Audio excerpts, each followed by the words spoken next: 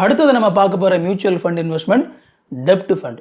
So இந்த டெப்ட் fund அப்படிங்கிறது நம்ம இதுக்கு முன்னாடி பார்த்த ஈக்விட்டி ஃபண்டோட ரிஸ்க் ரொம்பவே குறைஞ்சது.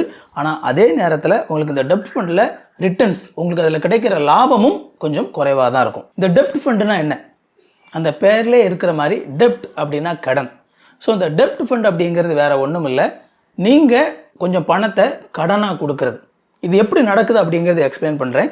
ஸோ நான் வந்து ஏற்கனவே சொல்லியிருக்கிறேன், ஃபண்ட் மேனேஜர்ஸ் அப்படிங்கிறவங்க இருக்கிறாங்க. அதுக்கப்புறமா ஒரு சில கம்பெனிஸுக்கு அந்த கம்பெனிஸ் வளர்ச்சி அடைகிறதுக்கு பணம் தேவைப்படுது. அப்போ அவங்க என்ன செய்கிறாங்க அப்படின்னா கடன் கேட்குறாங்க. ஓகே, எங்களுக்கு இவ்வளவு பணம் எங்களுக்கு கடன் வேணும்.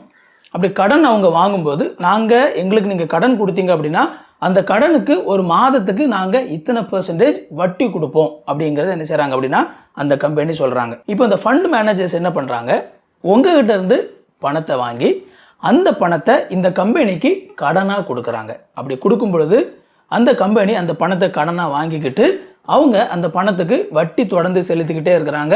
அப்படி வட்டி செலுத்தும் போது உங்களால் என்ன செய்ய முடியுது அப்படின்னா அந்த வட்டியை அவங்க யாரெல்லாம் அந்த பர்டிகுலர் கம்பெனியில் அந்த இன்வெஸ்ட் பண்ணுறதுக்கு பணம் கொடுத்துருக்குறாங்களோ அவங்களுக்கு அந்த வட்டியை பிரித்து கொடுக்குறாங்க.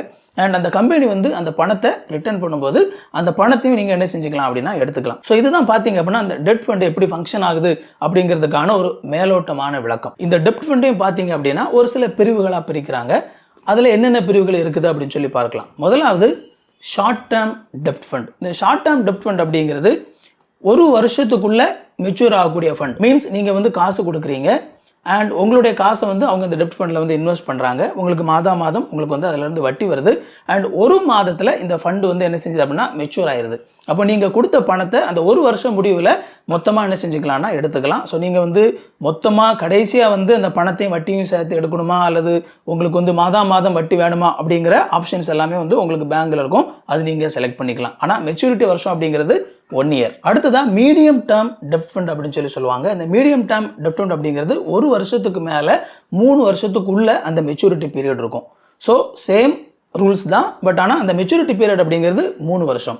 ஸோ அந்த 3 வருஷத்தினுடைய முடிவில் உங்களுக்கு அந்த பணத்தை நீங்கள் அந்த ஃபண்டை நீங்கள் க்ளோஸ் பண்ணி நீங்கள் பணத்தை எடுத்துக்கலாம். ஸோ இந்த வீடியோ உங்களுக்கு ரொம்ப யூஸ்ஃபுல்லாக இருந்துச்சு அப்படின்னா அந்த வீடியோ நீங்கள் லைக் பண்ணுங்கள். அண்ட் இதே மாதிரி இன்னும் நிறைய யூஸ்ஃபுல்லான வீடியோஸ் நம்ம சேனலில் இருக்குது, போய் பாருங்கள்.